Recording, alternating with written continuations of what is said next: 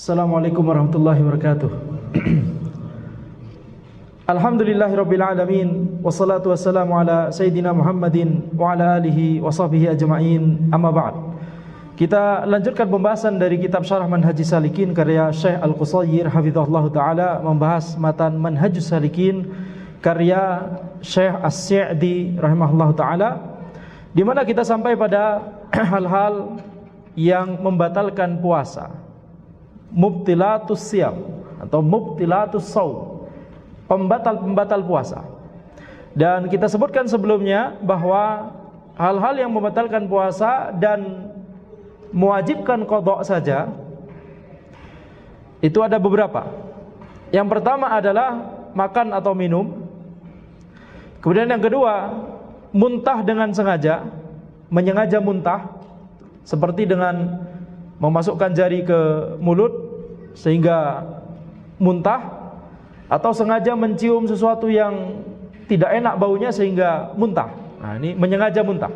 Kemudian yang ketiga, bekam, baik yang dibekam ataupun yang membekam. Maka telah disebutkan hadis bahwa Nabi Muhammad SAW bersabda, aftarul hajim wal mahjum, orang yang membekam dan orang yang dibekam itu batal puasanya.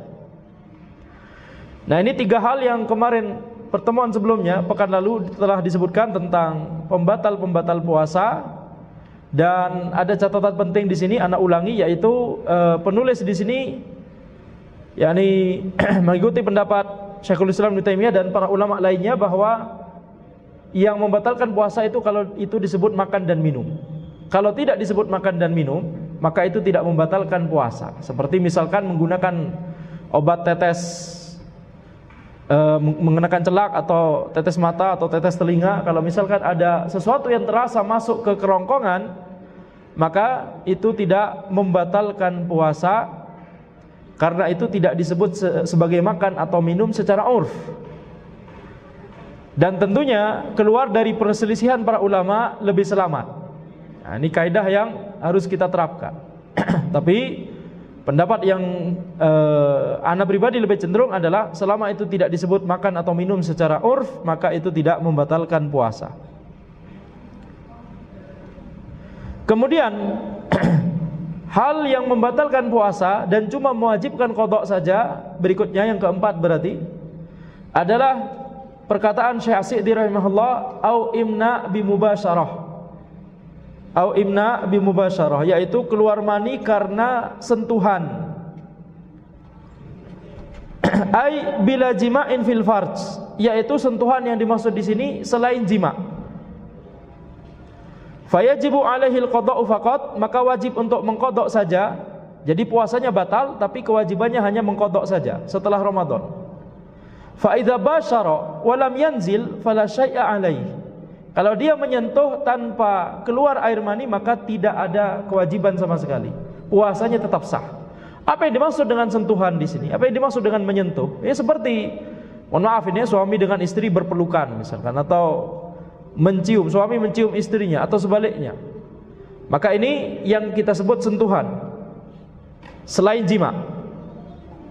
Maka kalau keluar mani karena sentuhan, maka ini membatalkan puasa. Tapi kalau keluar mani tanpa sentuhan, berarti ini punya penyakit tertentu, ya. Maka tidak membatalkan puasa. Tapi kalau keluar mani karena ada sentuhan, maka ini membatalkan puasa. Kalau menyentuh seperti tadi, pelukan atau ciuman begitu ya, tapi tidak mengeluarkan mani, maka tidak membatalkan puasa. Li hadits Aisyah, berdasarkan hadis Aisyah radhiyallahu anha, qalat kana an-nabiy sallallahu alaihi wasallam yuqabbilu wa yubashiru wa huwa shaim. Nabi Muhammad sallallahu alaihi wasallam mencium dan menyentuh sementara beliau berpuasa. Wa kana amlakakum li irbih, dan beliau sallallahu alaihi wasallam itu merupakan orang yang paling menguasai syahwat beliau. Akhrajahul Bukhari wa Muslim, dikeluarkan oleh Al-Bukhari dan Muslim. Jadi di sini kita lihat Nabi Muhammad SAW mencium dan menyentuh para istri beliau ketika beliau sedang berpuasa Ini menunjukkan bahwa sekedar sentuhan tersebut tidak membatalkan puasa. Tetapi di sini para ulama memerinci, ya, kalau misalkan orang tersebut syahwatnya tinggi, yang itu biasanya ada pada para pemuda atau yang masih muda, maka hendaknya menghindari dalam rangka agar tidak tergelincir nanti keterusan sampai keluar mani atau bahkan jima. Tapi kalau syahwatnya rendah, yang itu biasanya kalau sudah mulai sepuh, ya, tapi tentunya para sesepuh ada juga yang syahwatnya masih tinggi. Jadi ini tolong jangan dianggap sebagai perkataan menyinggung, ya. Ini anak sudah sepuh tapi ya, jadi ini perkataan ulama saja, ya. Biasanya kalau sudah sepuh maka syahwatnya mulai rendah, maka tidak masalah. Tapi tentunya lebih selamat, lebih baik. Dan terkait pembahasan masalah ini ada pembahasan yang penting, yaitu apa hukum masturbasi di dalam Islam ketika dia berpuasa. Hukum masturbasi secara umum maka tidak boleh, kecuali kalau dilakukan oleh tangan istri atau bagian tubuh istri yang lain, kecuali mulut. Ya, ini tentunya pembahasan yang mungkin dianggap tabu oleh sebagian orang, tapi kalau kita membahas ilmu syar'i maka tidak boleh ada hal yang tabu. Jadi inzal, mengeluarkan mani dengan bagian tubuh istri, semuanya boleh, kecuali melalui dubur, misalkan memasukkan zakar ke dubur istri, tidak boleh, dosa besar. Dan juga ini ada khilaf di kalangan ulama, tapi anda lebih cenderung pada pendapat tidak boleh juga menggunakan mulut istri, sehingga zakar dimasukkan ke dalam mulut. Tidak boleh. Kenapa? Karena ketika zakar tersebut diperlakukan seperti itu akan keluar madhi, dan madhi najis. Dan madhi najis masuk ke mulut istri, bisa tertelan, tidak, yakni bukan merupakan hal yang pantas bagi yakni seorang mukmin atau mukminah untuk kemudian menelan najis seperti itu. Dan tentunya menelan najis haram. Dan itu lisan yang digunakan untuk membaca Al-Quran, untuk berzikir, ya, betul tidak? Nah, maka tidak boleh. Nah, jadi kalau itu hukum masturbasi secara umum, tidak boleh menggunakan tangan sendiri misalkan, tidak boleh menggunakan, kata para ulama, menggunakan tanah misalkan, digesek-gesekkan ke lantai atau ke tanah atau ke bantal, guling dan seterusnya. Hanya boleh ke badan istri, kecuali yang dua hal yang tadi yang kita kecualikan. Taib. Nah, ketika Ramadan, bagaimana kalau misalkan seseorang melakukan hal tersebut? Maka tentunya tadi kita katakan itu hukumnya haram kecuali oleh tubuh istri, kecuali dua bagian dari tubuh istri yang tidak boleh seorang suami mengeluarkan mani dengan dua bagian tubuh tersebut, yaitu dubur dan mulutnya. Maka bagaimana ketika puasa? Misalkan seorang suami masturbasi dengan menggunakan tangan istrinya, yang hukum asalnya boleh. Tapi kalau itu dilakukan di siang hari bulan puasa, maka ini membatalkan puasa. Ya, ana ulangi sekali lagi. Apa hukum masturbasi menggunakan tangan sendiri? Tidak boleh, haram. Apa hukumnya melakukan hal tersebut di siang hari bulan Ramadan? Sudah haram, membatalkan puasa. Taib. Kemudian kalau puasanya batal, apa kewajibannya? Qadha saja. Nah, sekarang kasus kedua, bagaimana kalau masturbasi menggunakan tangan istri misalkan? Maka hukum asalnya boleh. Ya. Kalau dilakukan di siang hari bulan Ramadan, hukumnya menjadi haram dan membatalkan puasa dan mewajibkan qadha saja. Tidak perlu kafarah, karena itu bukan jima, tidak teranggap jima. Jima itu adalah definisinya ketika timba masuk ke dalam sumur. Ketika zakar masuk ke dalam farji istrinya. Nah, maka ini adalah yang dimaksud dengan jima. Nah, jadi kita lihat di sini ketika keluar mani karena sentuhan, ya, mencium istri kemudian keluar mani, atau memeluk istri kemudian keluar mani, atau sekedar menyentuh istri kemudian keluar mani, apalagi masturbasi menggunakan tangan istri misalkan begitu ya, maka ini semuanya membatalkan puasa, tapi cuma mewajibkan qada saja. Cuma mewajibkan qada saja.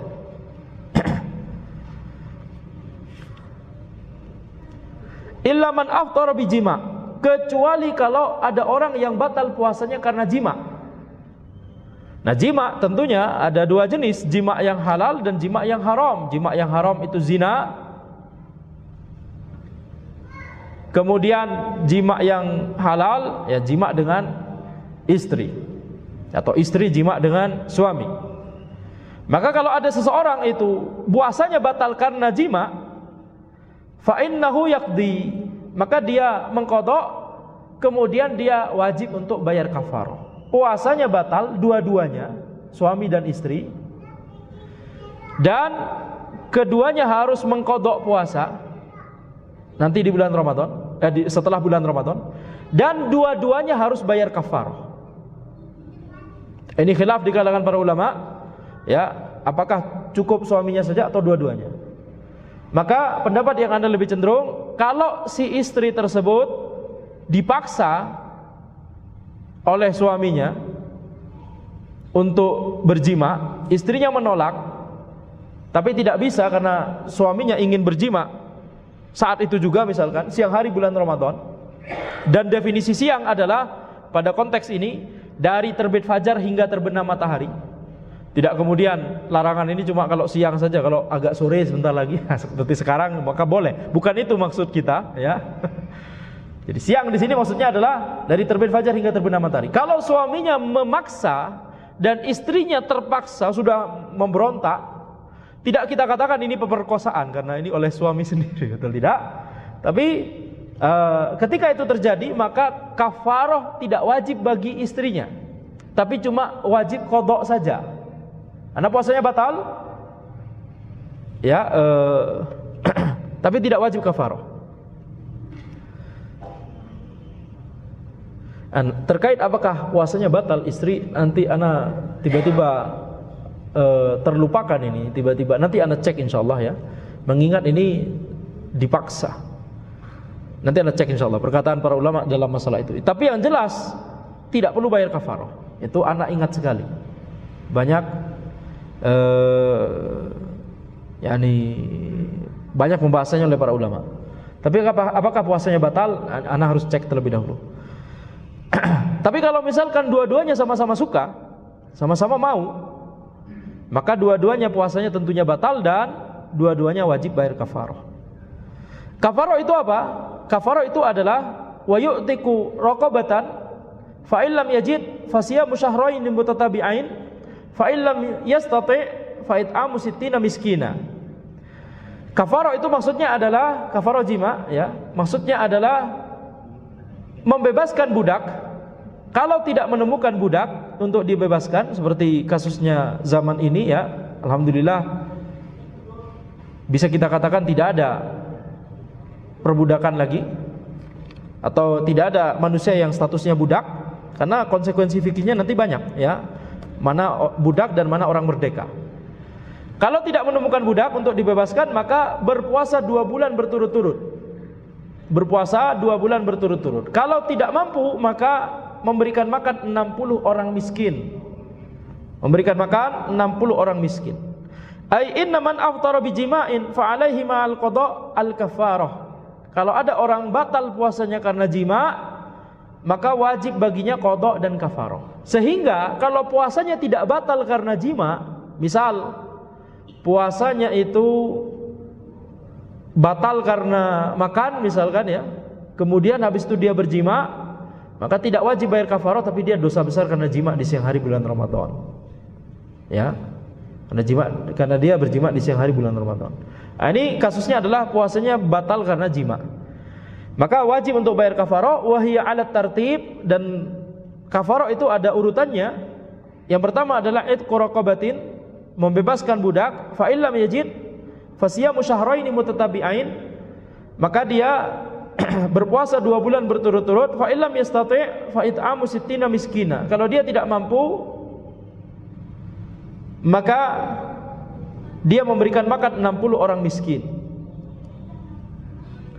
Taib yang Anda sebutkan tadi, yaitu ketika orang tersebut batal puasanya karena makan kemudian dia berjima, maka dia cuma wajib qadha saja, tidak wajib kafarah, kecuali kalau dia melakukan hal ini dalam rangka tipu daya. Dia ingin berjima, kemudian daripada anak bayar kafarah, udahlah minum dulu, habis itu jima. Ini tipu daya tidak teranggap. Tipu daya tidak teranggap. Tapi kalau misalkan benar-benar orang misalkan ini karena fasik misalkan pagi-pagi nggak ada apa-apa masih sehat, minum. Habis itu dia aktivitas baru kepikiran untuk jima siangnya atau sorenya misalkan, maka kasus ini yang dia tidak perlu bayar kafarah. Tapi kalau ada orang yang sengaja untuk ini kalau anak langsung jima bayar kafarah, qadha sama kafarah. Mending anak minum dulu baru berjima. Ini tidak teranggap tipu daya ini. Demikian pula kalau orang ingin jima kemudian ngajak istrinya, "Yuk kita safar."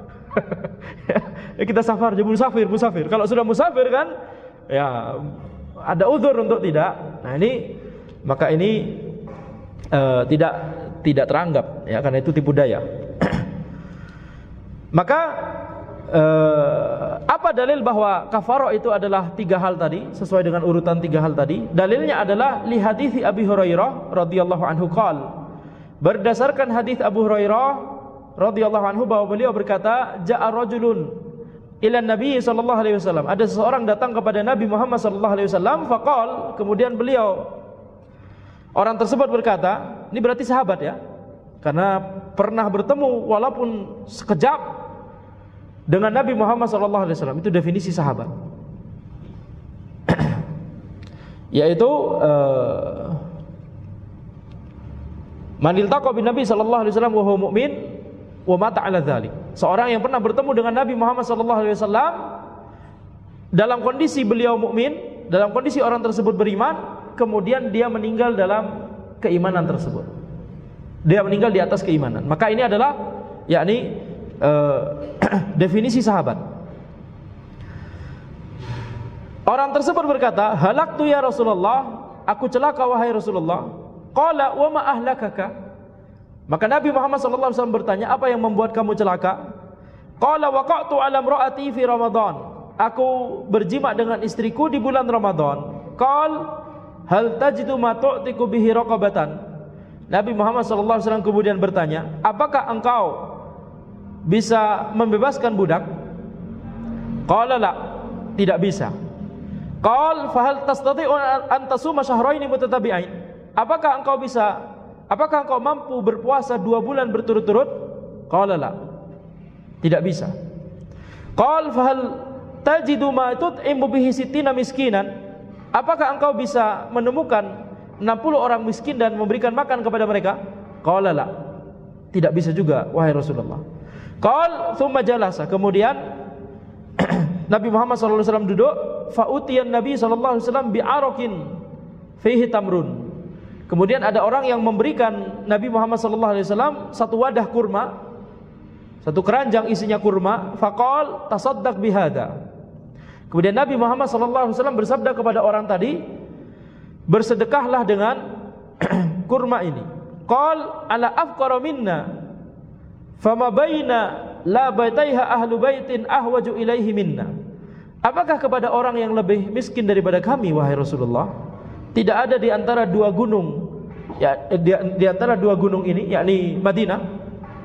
Tidak ada di kota Madinah ini suatu keluarga yang lebih membutuhkan daripada kami.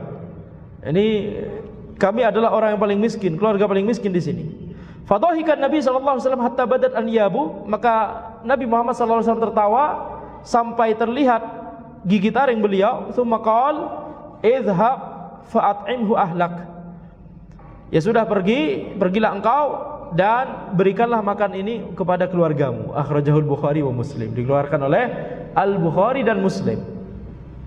Jadi berdasarkan hadis ini kita mendapatkan kesimpulan bahwa yang namanya kafarah jima itu 3 hal tadi, dan itu sesuai dengan urutan yang disebutkan oleh Nabi Muhammad SAW. Pertama adalah membebaskan budak, yang kedua memberikan makan 60 yang kedua adalah berpuasa 2 bulan berturut-turut, dan yang ketiga adalah memberikan makan 60 orang miskin. Nah, di sini berpuasa 2 bulan berturut-turut itu kalau misalkan ada jeda karena Idul Adha misalkan, maka tidak masalah. Tidak masalah. Kalau ada jeda karena haid, seperti misalkan wanitanya, si istri yang tadi kita katakan harus bayar kafarah, misalkan dia memilih untuk berpuasa 2 bulan berturut-turut, tentunya dalam 2 bulan kan pasti ada haid itu, ya, bisa jadi normalnya 2 kali periode haid dalam 2 bulan tersebut, maka itu tidak masalah. Tinggal ditambah nanti, haidnya berapa hari, 5 hari misalkan, nah nanti setelah 2 bulan ditambah 5 hari. Kalau 5 hari dan 5 hari karena 2 bulan berarti 10 hari, ya udah tambah 10 hari. Begitu ya. Jadi ini kalau ada halangan untuk berpuasa di periode dia yang harusnya berturut-turut, halangannya ini uzur syar'i seperti karena haid atau nifas atau tadi ya Idul Adha. Kalau Idul Fitri kan nggak mungkin, gimana caranya? Afwan Ustadz, ini jedanya karena Idul Fitri, gimana caranya? Sebelum Idul Fitri kan puasa Ramadan, bukan untuk puasa kafarah. Betul? Nah, jadi yang mungkin adalah Idul Adha saja. Nah, kalau misalkan 1 hari batal, padahal harus berturut-turut, misalkan ini 2 bulan berturut-turut, 1 bulan 29 hari, 1 bulan 30 hari, berarti dia harus puasa 59 hari misalkan. Kemudian di hari ke-57 batal, nggak kuat, ya, akhirnya udahlah minum aja. Maka harus mengulang lagi. Baik, di reset. Nah, oleh karena itu kalau misalkan tidak mampu, maka memberikan makan 60 orang miskin. Nah, kafarah jima ini kalau misalkan seseorang itu, misalkan dia berjima dengan istrinya di siang hari bulan Ramadan, salah satu hari misalkan, kemudian dia belum bayar kafarah, misalkan kafarah yang dipilih adalah memberikan makan 60 orang miskin, bisa langsung dibayarkan setelah jima. Daripada lupa, nah, bisa langsung memberikan makan 60 orang miskin dengan porsi yang sesuai dengan urf, 1 porsi makan gitu ya. Kalau misalkan dia sudah bayar kafarah setelah jima, batal puasanya sehingga nanti harus qadha setelah Ramadan, tapi kafarahnya nggak perlu. Kalau itu kafarahnya beri makan orang miskin ya, atau membebaskan budak, nggak perlu nunggu setelah Ramadan, langsung saat itu juga setelah jima. Tapi kalau belum jima nggak boleh. Nah, 5 menit lagi anak memilih untuk membatalkan puasa aja lah. Dan ini kebetulan ada budak di sini, udahlah anak bebaskan budak sekarang, jimanya 5 menit lagi. Tidak boleh. Kenapa? Sebabnya belum ada. Seperti orang yang belum adzan zuhur 5 menit ya, tapi mikir anak lagi ujian, daripada anak kepikiran sholat zuhur, ini 5 menit lagi adzan zuhurnya, tapi anak zuhur sekarang sehingga anak bisa fokus ujian misalkan. Tidak boleh, tidak sah. Ya, jadi kalau sebabnya belum ada maka tidak boleh untuk melakukan hal tersebut. Nah, misal dia berjima, 5 menit setelahnya dia bayar kafarah, kemudian sejam kemudian dia jima lagi di hari yang sama, bayar kafarah lagi. Ya, berbahaya. Jadi tapi kalau misalkan dia jima kemudian belum bayar kafarah, kemudian jima lagi, kafarahnya cuma sekali. Kemudian kalau dia misalkan jima di 2 hari yang berbeda, maka kafarahnya 2 kali. Sehingga kalau misalkan ini ada pertanyaan, kalau misalkan ada orang berjima di 5 hari yang berbeda, berapa banyak orang miskin yang harus diberi makan? Suaminya memberi makan 300 orang, istrinya memberi makan 300 orang. Khalas, yakni satu kabilah untuk berikan makan. Satu kabilah. Baik. Nah, jadi ini penting ya untuk diketahui. Nah, sekarang Wa qala Nabi sallallahu alaihi wasallam. Nah, sekarang kita masuk pada tema berikutnya, yaitu bagaimana ketika orang itu lupa ketika berpuasa. Nabi Muhammad sallallahu alaihi wasallam bersabda, "Man nasiya wa huwa shaim fa akala aw syariba falyutimma shaumahu fa innama at'amahu Allahu wa saqah." Muttafaqun alaih. Barang siapa yang lupa bahwa dia berpuasa, kemudian dia makan atau minum, maka sempurnakanlah puasanya. Teruskanlah puasanya. Berarti puasanya tidak batal. Karena sesungguhnya Allah memberikan dia makan dan memberikan dia minum. Muttafaqun alaih. Akhrajahu al-Bukhari wa Muslim an Abi Hurairah. Dikeluarkan oleh Al-Bukhari dan Muslim dari hadis Abu Hurairah. Wa qauluhu falyutimma shaumahu dalilun ala sihhati shaumi man aftara nasiyan bi aklin aw syurbin. Makna dari sabda Nabi Muhammad sallallahu alaihi wasallam falyutimma shaumahu, lengkapilah puasanya, itu dalil bahwa puasanya sah walaupun orang tersebut makan atau minum, ya. Jadi puasanya sah karena dia lupa. Wa annahu yutimma shaumal yaum alladzi aftara fihi. Dia melengkapi, dia meneruskan puasa di mana dia makan atau minum karena tidak sengaja tadi. Wala yajibu alaihil qada, dan tidak perlu untuk mengqada karena puasanya sah. Demikian pula ketika orang tersebut berjima dengan istrinya dan dia lupa bahwa itu Ramadan, maka ini juga tidak batal puasanya dan tidak perlu qada dan tidak perlu kafarah. Tapi tentunya Allah mengetahui apakah antum lupa atau tidak, sehingga setelah jima kemudian kita lupa ya. Allah mengetahui apa yang ada di dalam hati kita, enggak usah pura-pura innocent. Jadi baik. Wa qala la yazalun nasu bi khairin ma'ajjalul fitr. Muttafaqun alaih. Sekarang Syekh As-Sa'di rahimahullah masuk pada pembahasan apa-apa yang disunnahkan ketika berpuasa. Nabi Muhammad sallallahu alaihi wasallam bersabda, manusia itu akan selalu berada dalam kebaikan selama mereka itu menyegerakan berbuka. Muttafaqun alaih. Akhrajahu al-Bukhari wa Muslim. Dikeluarkan oleh Al-Bukhari dan Muslim min hadits Sahal bin Sa'ad, dari hadis Sahal bin Sa'ad. Wal muradu bi ta'jilil fitr, yang dimaksud dengan menyegerakan berbuka puasa, ayyakuna ba'da tahaqquqi ghurubi syamsi wa qabla salatil maghrib. Maksudnya adalah ketika sudah jelas itu matahari sudah terbenam dan sebelum salat maghrib. Jadi berbuka dulu. Jadi harus memastikan bahwa ini benar-benar sudah masuk waktu maghrib. Bukan yang dimaksud menyegerakan berbuka, bukan maksudnya ini belum maghrib tapi sudah buru-buru berbuka puasa, ya batal puasanya. Ya, batal puasanya. Ustadz, Anda sudah tergoda sekali ini Ustadz. Sejak jam 5:10 sudah tercium bau makanan ini, misalkan ya. Seperti sekarang. Masya Allah. Ya, ini nggak konsen, betul tidak? Anda masih fokus ya, bisa ya, fokus dan konsentrasi. Nah ini kalau belum yakin bahwa itu waktu maghrib sudah tiba, tidak boleh membatalkan, tidak boleh berbuka puasa, karena itu akan membatalkan puasanya.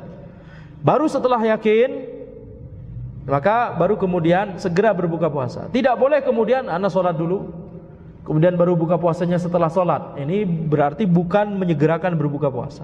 Apalagi masih ditunda-tunda ya, dalam rangka merasa bahwa itu mendekatkan diri kepada Allah. Semakin diri kita tersiksa, semakin itu diridhoi. Bukan itu. Bukan itu yang dimaksud oleh syariat untuk menyiksa badan kita sendiri. Taib. Jangan seperti Syiah yang nunggu Isya dulu. Nah, kemudian wa qala tasahharu fa inna fis sahur barakah. Muttafaqun alaih.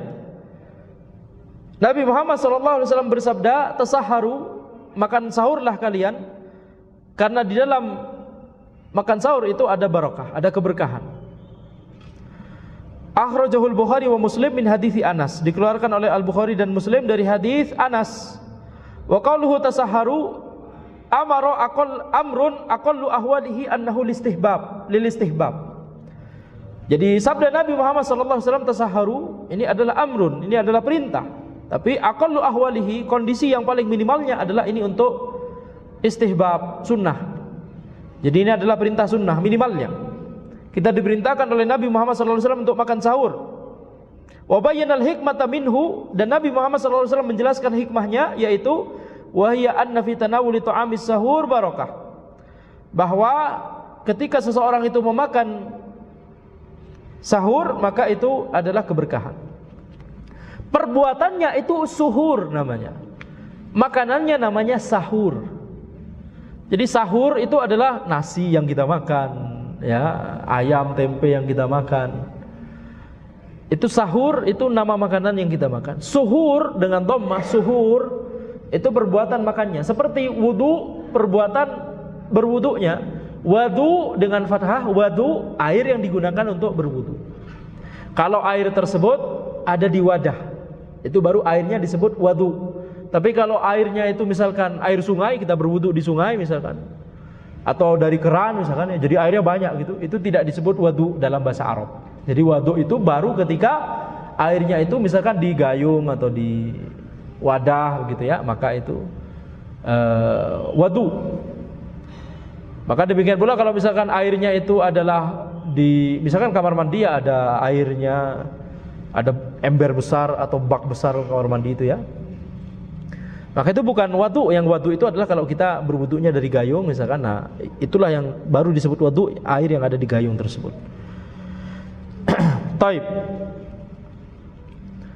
Jadi sunnah yang pertama adalah menyegerakan berbuka puasa. Sunnah yang kedua adalah makan sahur.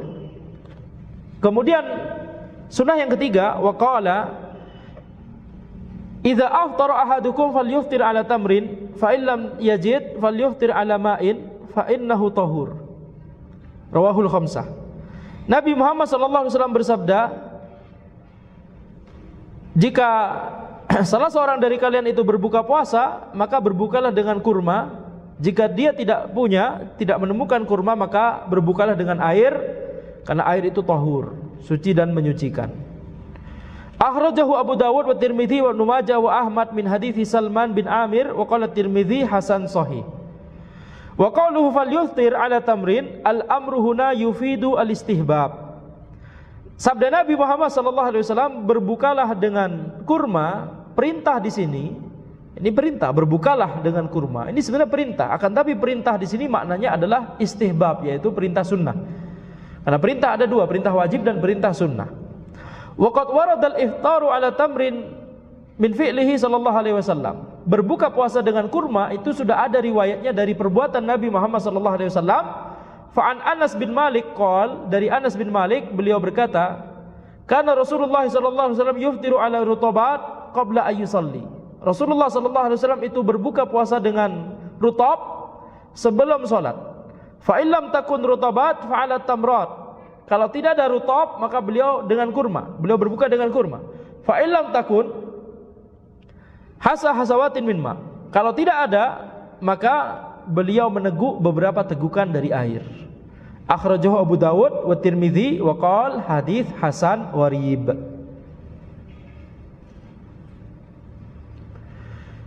Maka ini sunnah yang ketiga, yaitu berbuka dengan kurma. Dan kalau ada rutab, ya kurma rutab, maka itu yang diutamakan. Kalau tidak ada maka kurma lainnya. Kalau tidak ada maka air. Wa qala sallallahu alaihi wasallam, man lam yada' qaula az-zur wal 'amala bihi falaysa lillahi hajatun fi ayyada' ta'amahu wa syarabah. Rawahul Bukhari. Kemudian di sini penulis menyebutkan hadis yang membahas tentang adab dari orang yang berpuasa. Ini adab yang wajib, yaitu apa? Terkait dengan apa aktivitas dia ketika berpuasa. Nabi Muhammad SAW bersabda, barang siapa yang tidak meninggalkan perkataan batil dan tidak meninggalkan amalan yang batil, maka Allah Subhanahu wa taala tidak butuh dia untuk tidak makan dan tidak minum. Tidak membutuhkan puasanya. Allah tidak butuh puasanya. Kalau ketika dia berpuasa dia masih mengucapkan atau melakukan perbuatan yang batil. Rawahul Bukhari, dikeluarkan oleh Al-Bukhari. Akhrajahu Al-Bukhari min hadits Abi Hurairah. Ya, hadis ini dikeluarkan oleh Al-Bukhari dari hadis Abu Hurairah radhiyallahu anhu. Dan sabda Nabi Muhammad sallallahu alaihi wasallam, qaul az-zur huwal kadzib wal buhtan wal batil, adalah dusta dan al-buhtan, kebatilan, dan batil, kebatilan sama maknanya. Jadi perkataan dusta dan perkataan kebatilan itu dilarang untuk diucapkan ketika berpuasa, termasuk di dalamnya ghibah, termasuk di dalamnya mencaci maki orang lain, termasuk di dalamnya berbohong, ya dusta tadi. Maka ini harus dihindari oleh orang yang berpuasa dan juga di luar ketika dia berpuasa. Tapi ketika berpuasa lebih-lebih lagi keharamannya. Dan ini menjadi sarana bagi dia untuk latihan. Ketika dia berpuasa, latihan untuk tidak mengucapkan hal-hal itu. Nah, ketika dia di luar Ramadan, maka dia insya Allah akan lebih mudah untuk meninggalkan hal tersebut. Wal amal bihi, mengamalkan az-zur maknanya adalah mengamalkan perbuatan-perbuatan yang batil tadi, seperti memukul orang, ya, perbuatan-perbuatan batil, memukul orang, menendang orang, kemudian menipu orang.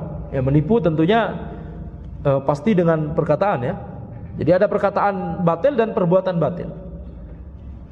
Yakni al-fawahish minal a'mal, perbuatan keji, seluruh perbuatan yang diharamkan, mencuri, membunuh, zina, ya, itu hal yang haram di Ramadan ataupun di luar Ramadan.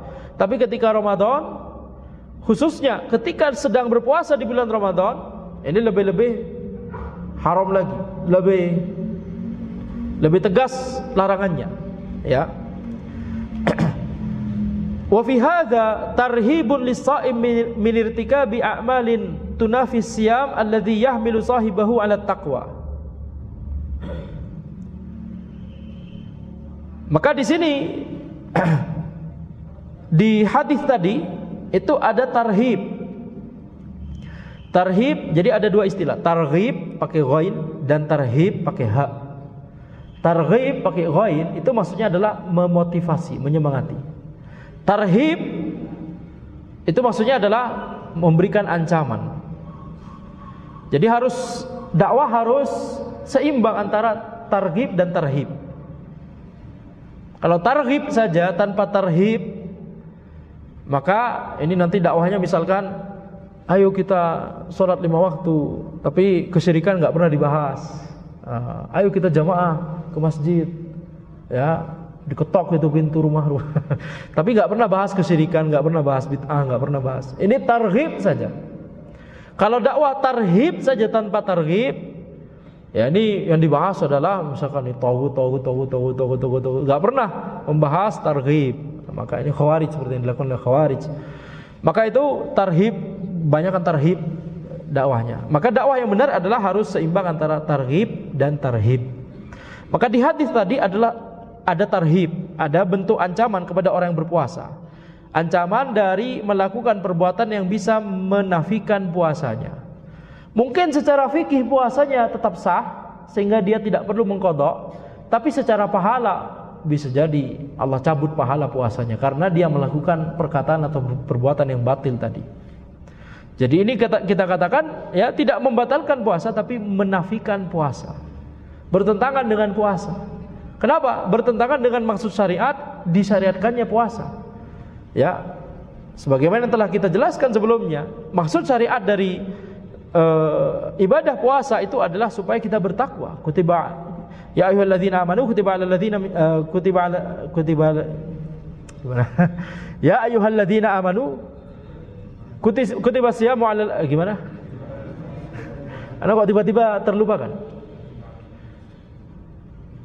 Ya ayyuhalladzina amanu kutiba alaikumus siyamu kama kutiba alal ladzina min qablikum la'allakum tattaqun. Ya. Ini sudah mulai tidak konsen, ya, karena semakin kutiba alaikumus siyam kama kutiba alal ladzina min qablikum la'allakum tattaqun. Maka la'allakum tattaqun menunjukkan maksud syariat dari disyariatkannya puasa Ramadan dan juga puasa-puasa yang lain mengikuti. Maka ini menunjukkan, yakni maksud syariat dari disyariatkannya puasa. Demikian pula bulan Ramadan secara umum adalah bulan yang diberkahi.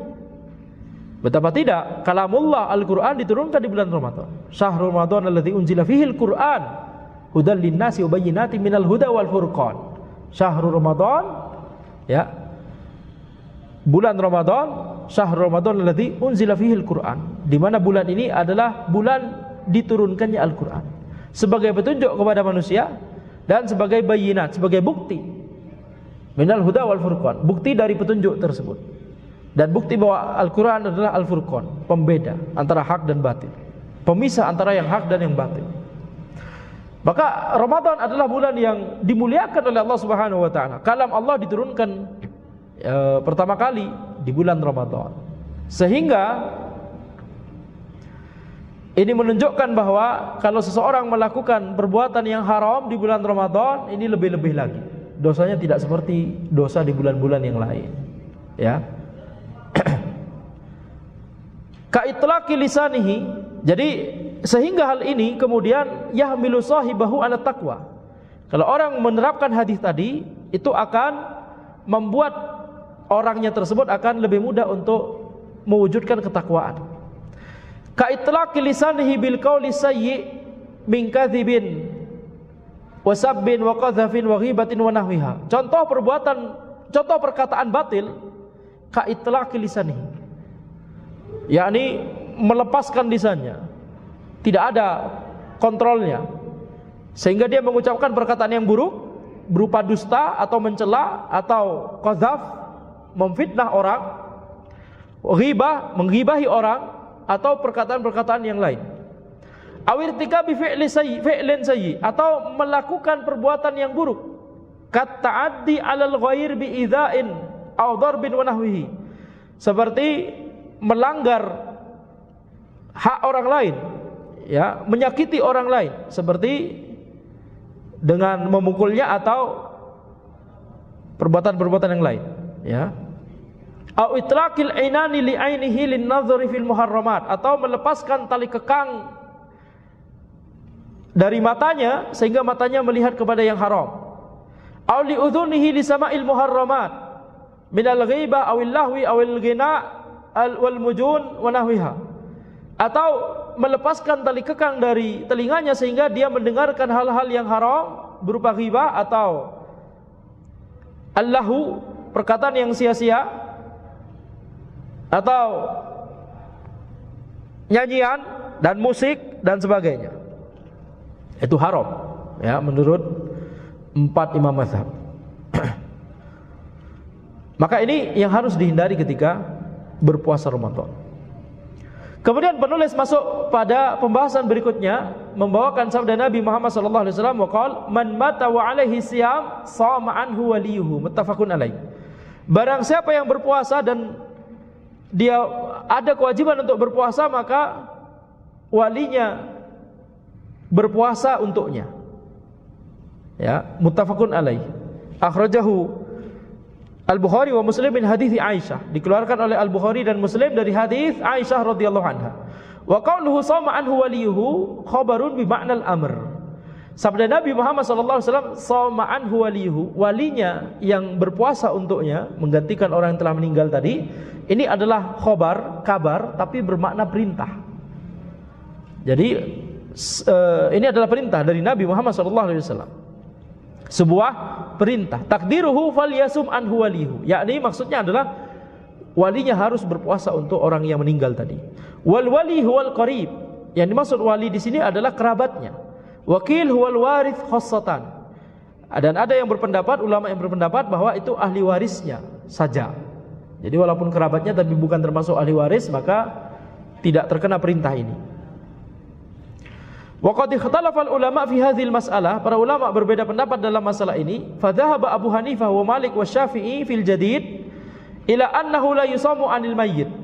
Abu Hanifah, Malik dan Al-Imam Syafi'i dalam pendapat beliau, mazhab beliau yang jadid, mazhab beliau yang di Mesir, ya, karena mazhab beliau ada dua, mazhab qadim dan mazhab jadid. Mazhab qadim ketika masih di Irak, mazhab jadid adalah ketika sudah di Mesir.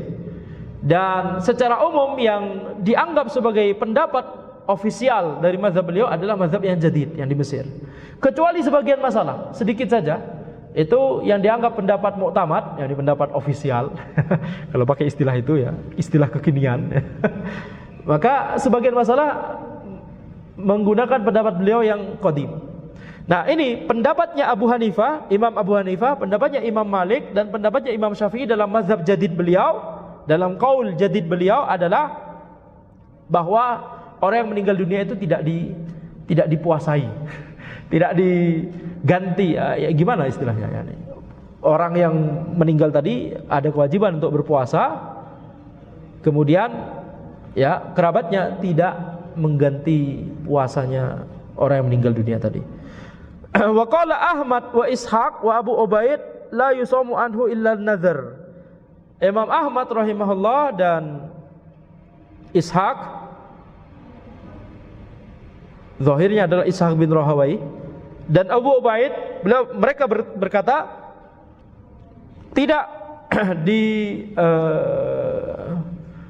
diganti puasanya kecuali kalau itu nazar. Kalau itu puasa nazar, maka itu kerabatnya mempuasakan, menggantikan puasa, mewakilkan ya, atau gimana istilahnya ya? Istilah yang enak. Ya itulah, antum paham ya. Jadi kerabatnya tidak berpuasa untuk si mayit tadi, kecuali kalau nazar. Kalau ada nazar, dan tentunya harus ada, makanya kita harus punya wasiat ya, siap kapanpun saja, sehingga diantara yang dituliskan di wasiat, Anda masih punya nazar sekian hari puasa misalkan, sehingga kerabatnya nanti mengetahui. Tapi kalau tidak tahu ya maka tentunya itu uzur. Wa ajaza as-siyama 'anil mayyit ba'du ashabil hadits wa Syafi'i fil qadim. Akan tapi sebagian ulama, sebagian ahli hadis dan pendapatnya Imam Syafi'i di qadim itu membolehkan puasa atas mayit. Taib. Ala kulli hal, yang ana lebih cenderung pada pendapatnya Imam Ahmad dalam masalah ini ya, hanya ketika nazar saja yang diganti puasanya. Wa su'ila an siyami yaumi Arafah faqala. Kemudian di sini penulis Syafi'i rahimahullah masuk pembahasan puasa-puasa sunnah. Ini jamnya cocok ini insyaallah. Taib. Kita masih punya waktu. Ditanyakan tentang puasa hari Arafah. Ini masuk dalam pembahasan puasa-puasa sunnah. Faqala yukaffirus sanah al-madiyah wal baqiyah. Nabi Muhammad sallallahu alaihi wasallam bersabda, puasa Arafah itu menggugurkan dosa setahun yang telah lalu dan setahun yang akan datang. Wa su'ila an shaumi Asyura, kemudian beliau ditanyakan tentang puasa Asyura, faqala yukaffirus sanah al-madiyah. Puasa Asyura itu menggugurkan puasa satu tahun sebelumnya. Wa su'ila an shaumi yaumil itsnain, kemudian beliau ditanyakan tentang puasa hari Senin, faqala dzalika yaumun wulidtu fihi wa bu'itsu fihi au unzila alayya fihi, rawahu Muslim. Maka Nabi Muhammad sallallahu alaihi wasallam bersabda tentang puasa hari Senin, hari Senin itu adalah hari di mana aku dilahirkan dan di mana aku diutus menjadi nabi, dan au unzila alayya fihi, dan hari di mana Al-Qur'an diturunkan kepadaku. Rawahu Muslim, dikeluarkan oleh Muslim. Akhrajahu Muslim an Abi Qatadah al-Ansari walladzi fi sahih Muslim taqdimus su'ali an shaumi yaumil itsnain qabla yaumi Arafah wa Asyura. Dikeluarkan oleh Muslim dari Abu Qatadah al-Ansari, akan tapi yang ada di sahih Muslim adalah pertanyaan yang lebih dulu ditanyakan kepada Nabi sallallahu alaihi wasallam itu adalah tentang puasa hari Senin sebelum puasa hari Arafah dan puasa Asyura. Wa qaluhu wa su'ila an siyami yaumi Arafah ila akhir, bada al-muallifu huna bi dzikri siyami tatawwu. Jadi di sini penulis memulai pembahasan tentang puasa-puasa sunnah. Wa yaumu Arafah huwal yaumut tasi' min syahri Dzulhijjah. Hari Arafah itu adalah hari tanggal 9 di bulan Dzulhijjah. Dan terkait Dzulhijjah juga tentunya harus melihat hilal juga ya, makanya seperti kasus yang sebelumnya ya, berbeda antara Indonesia dengan Saudi Arabia, karena Kalau tidak salah gimana waktu itu? Di Indonesia itu tidak terlihat hilal, di Saudi terlihat hilal, sehingga Saudi sudah tanggal 1 Zulhijjah, Indonesia belum. Atau sebaliknya. Betul ya? Ya. Saudi duluan. Sehingga ketika di Saudi itu para jamaah haji itu di Arafah tanggal 9 Zulhijjah, kita masih tanggal 8. Makanya kemudian orang-orang membahas, apakah kita puasa Arafah besok atau sekarang? Apakah kalau kita puasanya Arafahnya besok, lah ini orang-orang di Arafah hari ini gitu ya. Maka yang benar adalah dalam masalah ini, pendapat yang lebih cenderung adalah tentunya kita harus ya terkait masalah ru'yah, terkait penentuan awal bulan dan akhir bulan. Maka ada orang yang menggunakan metode hisab, ada orang yang menggunakan ru'yah. Pendapat yang hak adalah ru'yah. Ru'yatul hilal, melihat hilal. Itu yang ada di zaman para salafus saleh. Tidak ada hisab. Taib. Yang menggunakan ru'yah nanti terbagi menjadi dua. Ada yang ru'yah global dan ada yang ru'yah lokal atau ru'yah regional. Ini istilah fikihnya adalah ikhtilaful matali' atau ittifaqul matali'. Apakah hilal bulan itu matali'nya itu sama di seluruh dunia atau matali'nya berbeda-beda di seluruh dunia? Matali' itu tempat terbitnya hilal. Matla' itu tempat terbitnya hilal. Apakah kita mengambil pendapat ittifaqul matali', tempat terbitnya sama, sehingga ada satu negeri saja yang melihat hilal, seluruh kaum muslimin di seluruh dunia harus mulai puasa. Yang kita sebut dengan istilah ru'yah global, nah gitu ya. Ittifaqul matali' istilah fikihnya. Atau ikhtilaful matali', tempat terbitnya hilal itu beda-beda. Sama seperti matahari, terbitnya beda-beda. Di Indonesia terbit sekarang, di India belum terbit. Betul? Karena bumi bulat, betul tidak? Perhatikan. Bumi itu datar, tahu itu bulat. Terbalik ya, terbalik. Ya ala kulli hal tahu terserah. Enggak masalah, mau bulat, mau datar, mau segitiga, mau trapesium, ya, Anda enggak peduli ya. Tapi bumi itu bulat. Sehingga ketika di Indonesia itu sudah terbit matahari, di India belum, di Saudi belum. Kan selisihnya 4 jam, betul tidak? Makanya ada selisih waktu. Ya, sehingga sama seperti itu bulan juga demikian. Bulan juga demikian. Nah, sehingga biasanya kalau di negeri yang lebih timur itu hilal sudah terlihat, maka itu akan lebih terlihat lagi di negeri-negeri yang ada di baratnya. Sehingga kalau kita lihat Indonesia, di timurnya Indonesia kan Pasifik itu, betul tidak? Jadi nggak ada negeri Muslim di timurnya Indonesia lagi. Jadi kalau di Indonesia sudah terlihat hilal, itu sudah jadi komando bagi negeri Muslim yang lain. Antum harus melihat hilal sudah, harusnya, begitu ya. Nah, tapi ada kemungkinan bahwa di Indonesia nggak melihat hilal, tapi nanti Saudi melihat hilal. Ini sangat mungkin. Kenapa? Indonesia lebih timur daripada Saudi. Sangat mungkin.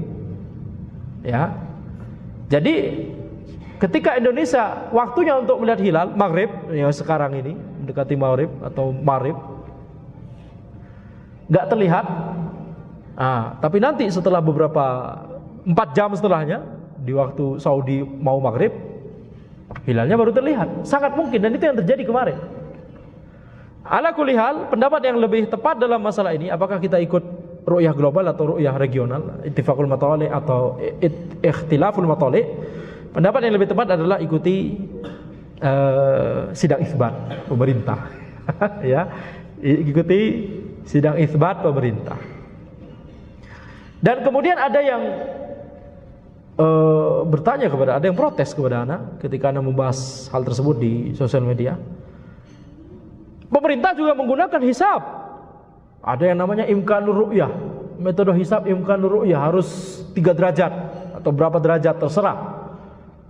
Maka kita katakan, metode utamanya tetap melihat hilal. Hisab dalam masalah ini cuma alat bantu saja. Alat bantu apakah hilal mungkin terlihat atau tidak. Bahkan para ulama menjelaskan seperti yang disebutkan di Mu'nisul Jali Syarah Al-Yaqutin Nafis, ya, kitab fikih Syafi'i, dijelaskan bahwa metode utama adalah melihat hilal. Tetapi karena di zaman ini ilmu hisab itu sudah sampai pada derajat yang detail sekali, qat'i istilahnya, istilah yang dipakai di kitab tersebut, istilah yang qat'i disebutkannya. Maka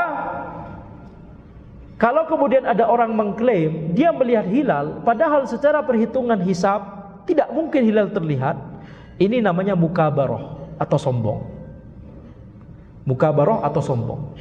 Karena ini kembali kepada ilmu hisab yang ada di zaman ini, kembali kepada sunnatullah, kepada kepada bagaimana alam ini ditetapkan oleh Allah, ada hitungan-hitungannya, betul tidak? Itu sama seperti misalkan, oh ini sudah terbit matahari, tapi pakai hisab, ya ini terbit matahari masih 1 jam lagi, antum ngawur, ngaco dan ngawur kalau mengatakan sejam sebelumnya sudah terbit matahari Anda melihat. Kan nggak mungkin, betul tidak? Nah, tidak mungkin. Jadi kalau ilmu hisab mengatakan ini nggak mungkin hilal masih terlihat, sudah terlihat sekarang. Kalau kemudian ada orang mengklaim dia sudah melihat hilal, ini namanya mukabaroh atau sombong. Tetapi ketika sudah masuk dalam koridor mungkin terlihat hilal, tetap harus kita ada aktivitas melihat hilal. Nah, apa buktinya bahwa metode melihat hilal masih merupakan metode utama, bukan metode hisab yang utama? Ini yang kita sebut dengan istilah imkanur ru'yah. Apakah ru'yah mungkin atau tidak, gitu ya? Apa bukti bahwa melihat hilal tetap merupakan metode utama walaupun ada metode hisab yang digunakan? Metode melihat hilal tetap menjadi yang utama dalam kasus misalkan ilmu hisab mengatakan oke, ini insya Allah akan terlihat hilalnya, tetapi satu negeri Indonesia qadarullah mendung semua. Bayangkan coba, apa konsekuensinya? Fa in ghumma alaikum faqdurulah. Kalau terhalangi oleh kalian hilal karena mendung atau asap atau kabut, maka fa'akmilu iddata Sya'ban 30. Lengkapilah bilangan Sya'ban 30 hari. Walaupun secara hisab mengatakan ini sudah mungkin terlihat dan sudah muncul itu hilal dan sudah akan bisa dilihat. Secara imkanur ru'yah mungkin, tapi qadarullah satu negeri Indonesia mendung semua. Mungkin tidak? Mudah sekali bagi Allah. Maka apa tuntunannya dalam masalah tersebut? Kita mengikuti hadis, lengkapi bulan Sya'ban 30 hari. Ini berarti apa? Kalau kita melakukan hal itu berarti metode ru'yah tetap menjadi metode utama. Hisab itu cuma alat bantu saja. Alat bantu apakah memang yang kita lihat itu hilal atau bukan hilal? Nah, ada alat bantunya. Yaitu apa? Mungkin nggak kita melihat hilal pada saat itu. Ini cuma alat bantu saja. Ini namanya imkanur ru'yah. Taib. Nah jadi balik lagi. Jadi hari Arafah itu adalah hari tanggal 9 Zulhijjah, wa huwa min khairi ayyamis sanah. Hari tersebut adalah di antara hari yang paling baik dalam setahun. Balkil innahu khairuha. Bahkan jelas merupakan hari yang paling baik. Falidha nadaba syar'u ila siyamihi. Oleh karena itu syariat memotivasi untuk berpuasa di hari tersebut, puasa Arafah. Wa ja'ala thawab siyamihi takfiru dzunubi sanatain. Dan menjadikan pahala dari puasa Arafah itu adalah digugurkannya dosa selama 2 tahun. Satu tahun yang telah lalu dan 1 tahun yang akan datang. Dan ini maksudnya dosa kecil. Adapun dosa besar, maka wajib untuk kita menyengaja bertaubat atas dosa besar tersebut. Waja'al hadithu bilafdhin akhar huwa anna Nabiy sallallahu alaihi wasallam qala ahtasibu 'ala Allahi ayyukafira as-sana allati qablahu was-sana allati ba'dahu. Dan telah datang hadis dengan lafaz yang lain menyebutkan bahwa Nabi Muhammad sallallahu alaihi wasallam bersabda, aku berharap bahwa Allah itu menggugurkan dosa 1 tahun sebelumnya dan 1 tahun setelahnya. Ya, ini maknanya sama tapi lafaznya sedikit berbeda. Dan tadi kita sebutkan puasa hari Arafah itu terkait dengan waktu, bukan terkait dengan tempat. Jadi ketika di Indonesia itu tanggal 9, ya sudah, itulah hari di mana disyariatkannya puasa Arafah bagi kita di Indonesia. Adapun bagi Saudi misalkan, kalau penentuan Dzulhijjahnya berbeda, ya sudah, berarti tanggal 9 Dzulhijjah ketika mereka para jamaah haji berkumpul di Arafah, maka khalas, itulah saatnya puasa Arafah. Wa yaumu Asyura, kemudian hari Asyura, huwal yaumul asyir min syahri Muharram, tanggal 10 di bulan Muharram. Waqad shamahu Nabi sallallahu alaihi wasallam, Nabi Muhammad sallallahu alaihi wasallam telah berpuasa di hari Asyura. Wa amara bi siyamihi qabla ayyufrada siyamu Ramadan, dan beliau memerintahkan untuk puasa hari Asyura sebelum diwajibkannya puasa Ramadan. Fa an Aisyah qalat, dari Aisyah beliau berkata, kana Asyura yauman tasumuhu Quraisy fil jahiliyah. Asyura itu adalah hari di mana orang-orang Quraisy itu berpuasa di zaman jahiliyah. Wa kana Rasulullah sallallahu alaihi wasallam yasumuhu, dan Rasulullah sallallahu alaihi wasallam itu terbiasa untuk berpuasa di hari Asyura. Falamma qadimal Madinah samahu wa amara an-nas bi siyamihi. Ketika beliau datang sampai di Madinah, hijrah ke Madinah, beliau tetap berpuasa Asyura dan memerintahkan orang-orang untuk berpuasa Asyura. Falamma aftarada Ramadan kana Ramadan huwal faridah wa turika Asyura.